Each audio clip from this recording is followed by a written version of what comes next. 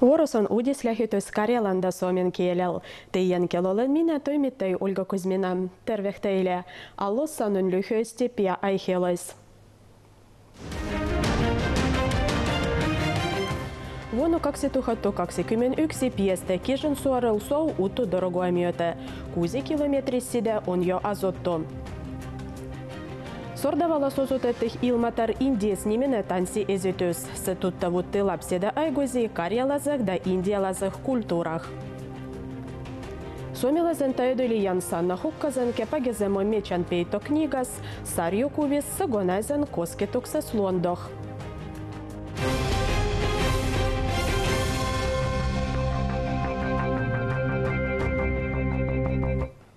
Dorogo Kižinsuoressa luetaan vuonna 2021. Nykyään piestä suoralle voibivaigu järveen myötä Libolendemel. 6 kilometrisen dorogopalan kunnostaminen on jo loppuvumas. Tätä dorogoa myötä karhumies voi piestä Kižinsuoralle. Ruodoa suomual on jugi. Yhtälöksi huolimatta kairuovat mennä planan mukaan. Loppienet huovatah ajoin ajal. Dorogoa asutak federaalisen Karjalan kehitysprogramman hantusis. Uuden dorogan hintu on 500 miljoonaa rublua. Samalla aikaa ruoda ja tartutih dorogan toisen palan remontah. Tämän palan piduhus on jo 30 kilometriä. Kairuovat tahtotah loppia vuoden peräs. 5 uutta palomašinaa ostetaan Karjalan 5 piirih. Toisen käsittelyn aikaa Karjalan zakonon hyväksynty kirjahmen deputaatat luetih muutokset tulien vuoden budjettah. Uudet palomašinat suojah Kalevalan priäžäntä Belomorskan piirilöih. Yksinämismašinais annetaan Luusalmeh kustena sygysyn tuhkakse palettih puhina školada lapsien päiväkodi. Деньgat viekahten palomašinan ostandah jo oldih tulien vuoden budjetas ennen muutoksien luodimistugi. Nämä mašinat työtah Karhumäen ja Muijärven piirilöih. Kaikiedah 5 palomašinan ostandah minuu 33 miljoonaa rublua. Jokainen mašin maksaa 6 miljoonaa 600 000 rublua.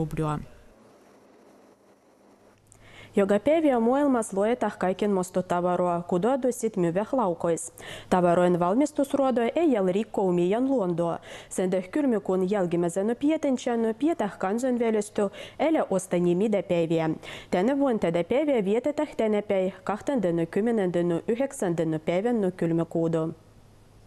Älä osta mitään päivä on kulutuskriittinen kansainvälinen teemapäivä. Sitä vietetään ympäri maailmaa marraskuun loppupuolella, samana päivänä Black Fridayn kanssa. Se sai alkunsa Vancouverissa Kanadassa vuonna 1992 nimellä No Shop Day. Älä osta mitään päivän ideana on viettää vuorokausi ilman tavaran hankintaa ja rahan kulutusta. Päivän tarkoituksena on haastaa jokainen miettimään omia ostotapojaan, ostopäätösten tekoaan ja impulsiivista ostamistaan sekä pyrkimään kohti ekologista tavaroiden ja palveluiden käyttöä.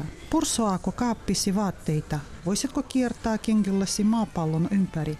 Tänä vuonna Älä osta mitään leimattua päivää vietetään Suomessa 29. marraskuuta, mutta itse asiassa sellaista voi viettää koska vain. Suomessa tätä päivää koordinoi Luontoliitto. Se on ympäristön suojelujärjestö, jonka tavoitteena on vaikuttaa yhteiskuntaan siten, että luonnon monimuotoisuus säilyy ja luonnon itsearvo tunnustetaan. Luontoliitto luo mahdollisuuksia ympäristöpoliittisen vaikuttamiseen myös Älä osta mitään päivänä. Mikäli on pakko hankkia vaatetta tai muita tavaroita, harkitse ensin kirpputoria.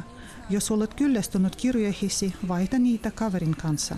Taidettakin voi tehdä kierrättämällä.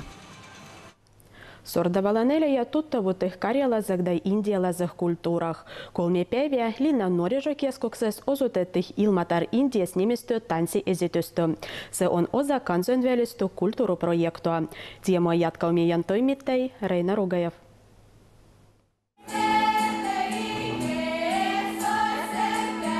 Näytelmä tuli Sortavalaan 3 suomalaisen taiteen ystävän ansiosta. Kuukauden verran he asuivat ja tekevät luovaa yhteistyötä paikallisten asukkaiden ja erityisesti lasten ja nuorten kanssa hiljattain avatussa Sortavalan taiteilijaresidenssissä. Valmistelut sisälsivät muun muassa erilaisia tanssi-, laulu-, musiikki- ja esiintymisharjoituksia. Keskiviikkona he kokoontuivat residenssissä järjestettyyn päätöstilaisuuteen. Näytelmän ohjaaja Marja Merisalon mukaan esityksessä kohtaavat Kalevalan eepoksen Tuulen tytär Ilmatar ja intialaisen Ramayanan eepoksen tuulen poika Hanuman. Tämä projekti on India-Karelia-projekti, joka tuotiin Sortavalaan ja sen tarkoituksena on tehdä esitys. Ja siinä tutustutaan intialaisiin ja karjalaisiin kulttuuriin ja yhdistetään nämä kaksi elementtiä. Ja me käytettiin tässä tarinassa Ramayana-eepposta Intiasta ja Kalevalan alkusäkeitä maailman luomisesta ja tehtiin niistä isot tarina. Marja Merisalon rinnalla projektissa olivat mukana säveltäjä ja näyttelijä Karl-Johan Häggman sekä teatteripedagogi ja tulkki Katalin Määttä. Marja, hän on siis tämän projektin ohjaaja ja koreografi ja hän on tehnyt tätä työtä jo vuosikausia, siis todella pitkään aikaa. Ja Katalin taas, hän on tässä ollut mukana avustamassa meitä, koska meillähän ei ollut kykyä puhua venäjää täällä, jolloin hän oppi meitä myös kielessä ja oli myös tarinankertojana tässä kyseisessä projektissa. Eli koska tämä on näytelmä, jossa on tarinankertoja, niin myös Katalin oli silloin tässä myös tekemässä tätä. Ja minä olin itse muusikkona ja olen ollut aika paljon Marjan kanssa tekemässä erilaisia projekteja, jotenka olen ollut hänen ohjaajan assistenttina hyvinkin monena vuotena. Näytelmä syntyi yhteistyössä Sortavalan ensimmäisen koulun 7. B-luokan oppilaiden, Sortavalan piirin nuorisokulttuurikeskuksen sekä Julia Kamburan aurinkoryhmän tanssin harrastajien ja Margarita Bereznaen Verejä ja Matitsa -yhtyeiden kanssa. Kaikkina päivinä esitys kokosi keskukseen suuren määrän kiinnostunutta yleisöä. Ihan kaikki on sujunut erinomaisen hyvin, siis nämä kaikki kulttuurit, kaikki nämä Suomen ja Karjalan ja Venäjän kulttuuri ja itse olen Unkarista kotoisin, eli tämä oli minulle erittäin tärkeä tämmöinen tapahtuma. Eli nämä kulttuurit ja ihmiset ja kaikki miten yhdessä pystyttiin toimimaan ja kaikki sujui, se oli kerrassaan mahtavaa. Taiteen kautta, tanssin ja tekemisen kautta syntyy kontakti, joka ylittää kielirajat. Ja sitähän me oltiin täällä tekemässä ja se toimi. Lopussa kaikki kielirajat ylittyivät ja myös katsojien ja esiintyjien välillä. Eli me todistettiin tällä projektilla, että ihmisissä on kollektiivinen yhteys toisiin. Ja se taide tuo sitä todella hyvin esiin.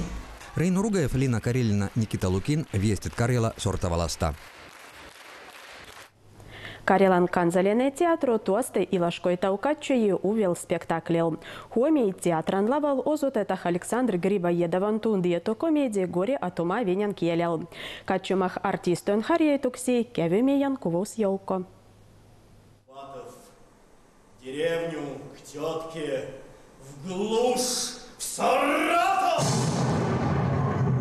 Aleksandr Gribojedovin venäläisiä aristokraatteja pilkkaava näytelmä Vastus viisaudesta on Venäjällä kaikkiin suosituin näytelmä kautta aikojen.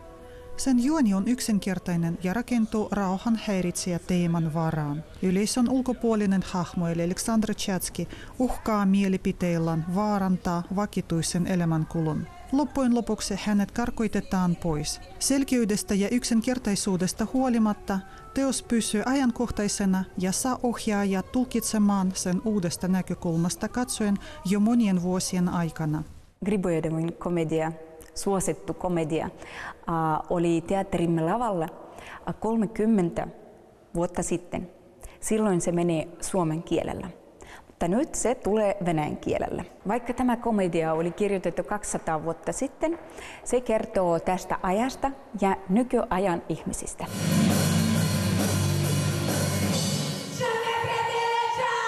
Andrei Dijonovin ohjaama klassinen näytelmä vaikuttaa teatterin lavalla aivan nykyaikaiselta. Se herättää paljon tunteita ja saa miettimään ihmisen sielua, elämänmenoa, inhimillisyyttä sekä arvomaailmamme tärkeimpiä asioita. Kukaan katsojista ei jää samanlaiseksi näytelmän katsottua. Karjalmien päivissä niminen projekti jatkuu. Sen hantoisis Petroskonvaldivon yliopiston opastajat pietä luvendoloi historiassa, kielessä ja literatuurassa. Karjalmien päivissä on Petroskonvaldivon yliopiston ja Karjalan TV:n yhteinen projekti. Ensimmäinen luvendo osoitettiin meidän uutisissa oraskuussa. Projektin tarkoitus on tuttavuttua Karjalan tasavallan eläjiä kodimoon historiaa ja kulttuuraa. Kylmäkuus projekti jatkui filologian kandidaatan Natalia Shilovan Luvendol Kižinsuores da literatuuras. Uuden programman teemana on Karjalan luonto. Biologian tiedolojen tohtori dosentu Lyudmila Sergijenko sanoo Vienanmerehne. Uusi programmu osoitetaan tänäpäin 7:30 iltaa Russia 24 kanavalla, kai videot löydetään Karjalan TV:n internetsivulla ja Viesti Karjalia joukos veko sosiaaliverkossa.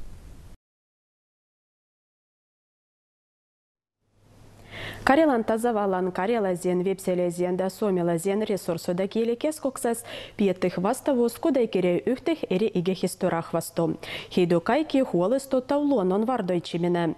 Suomalainen taidoilija Sanna Hukkanen pidi sarjakuvien piirustamisen masterclassan, sago osutti uuden metsänpeittoknygan. Meidän toimittaja Evgenia Marionkina pagizuti taidoilija uudessa knygas, sarjakuvis ja kosketuksessa luontoh.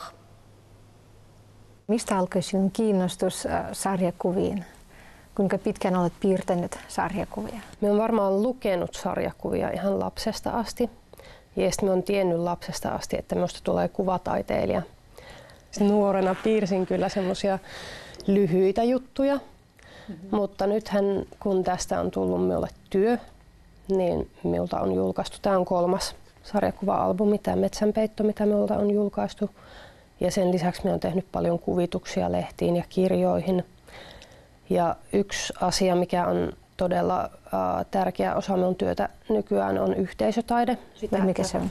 Taiteilija ohjaa ihmisiä, jotka ei ole taiteilijoita, tekemään taidetta niin, että he saavat siitä jotain irti ja pystyvät sitä kautta kertomaan muille asioita.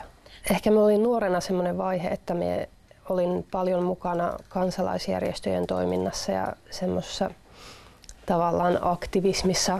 Ja sitten koin, että sarjakuva on semmoinen tapa yhdistää nämä 2 asiaa. Eli sarjakuvan kautta voit kertoa tarinoita ja vaikuttaa ihmisiin, saada ihmiset näkemään asiat uudella tavalla ja ehkä muuttaa omaa asennettaan ja toimintaa. Minä ymmärsin, että sarjakuvissa on todella paljon voimaa. Ja sitten minulla on myös ollut semmoinen viehtymys tarinan kerrontaan ylipäätään, niin jotenkin se kuvataide ja tarinan kertominen yhdistyy sarjakuvassa täydellisellä tavalla.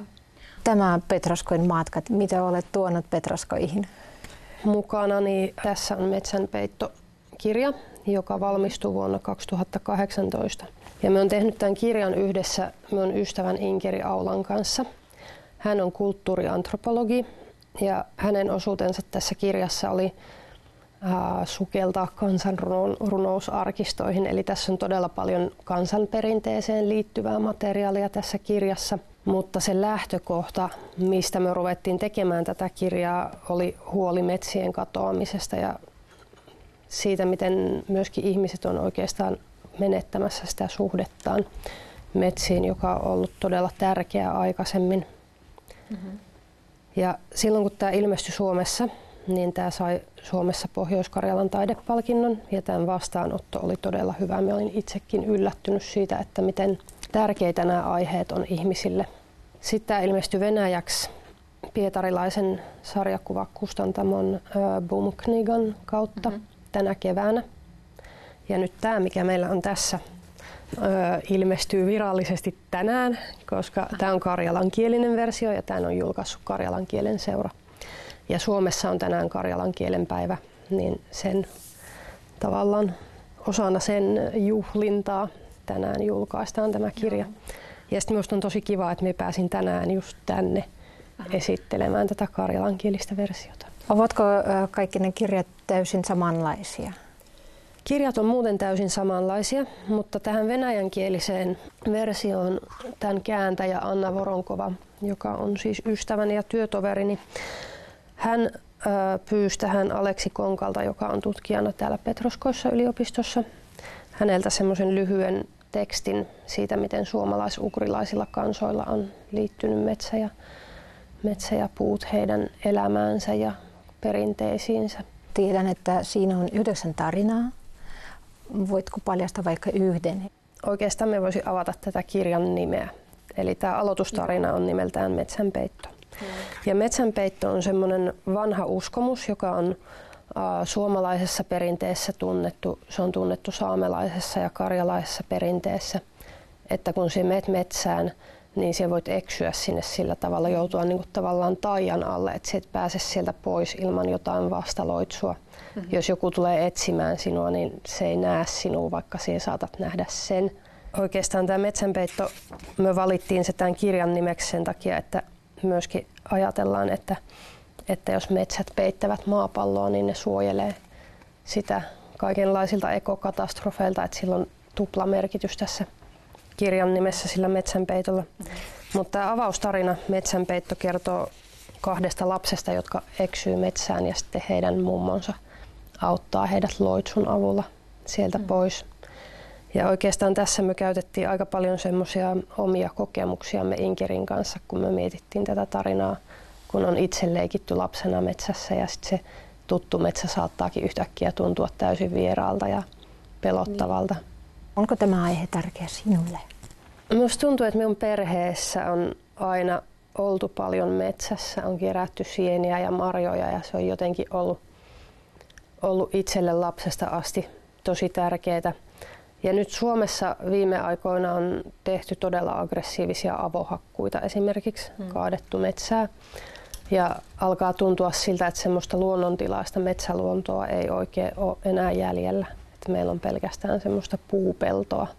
Ja se on ahdistanut minua ja me tiedän, että se ahdistaa tosi monia ihmisiä ja ihmiset on huolissaan nyt juuri kun on alettu puhua ilmastonmuutoksesta ja massasukupuutosta.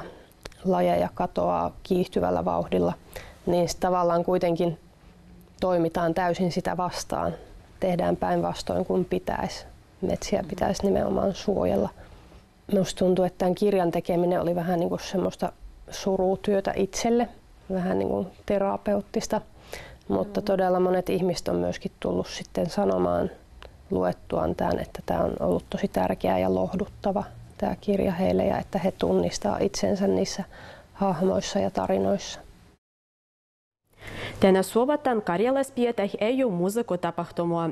Nyky lyhyesti sanelema erehis niilöistä.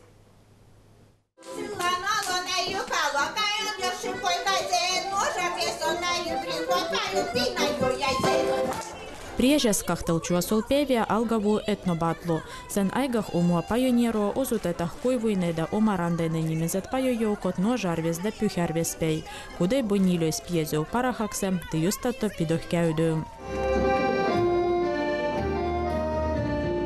Tänä suovataan karjalainen hete-folklorujoukko pideu omua vuosipäiviä. Tänä vuonna joukko täytti 35 vuotta. Prosnikko-konserto algavuu 4 Ildoa Kostamoksen musiikkuskolas. Piesykonserta on ilmainen. Onko Petros kuin kaunis lintainen? Karjalaisen folkmusiikan suvaitsijoi vuotetah Petroskon Bigimot Cafe Müllerit joukon konsertah. Se algavui 7 Ildoa. Konsertan aigoa työsuotto kuunnella pajua karjalan suomen ja venäjän kielellä. Kalevalan piirin eleji kutsutah Petroskon Valdivon yliopiston akadeemiallisen horan konsertah. Se rodeu horan ensimmäinen konserto Kalevalas. Petroskon Valdivon yliopiston hora on monien kilvojen laureatto. Konserto algavuu 3 päivää Kalevalan piirin kulttuuritalon Zuolas. Piesysejo on ilmainen. Meidän uudislähetys lopettaa. Kaikkia hyviä teille. Olkaa tervehen. Ensi ilta Cici Liusku-nukketeatteri esittää uuden näytelmän Horsma Show Karjalan tasavallan nukketeatterin näyttämöllä 2. joulukuuta 2019. Esitys alkaa kello 18.30.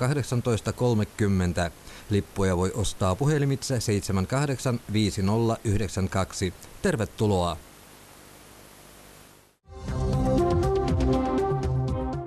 Venäjän keskusbankan kurssan mukaan dollar maksaa 64 rublia 10 kopeikkoa, euro maksaa 70 rublia 57 kopeikkoa.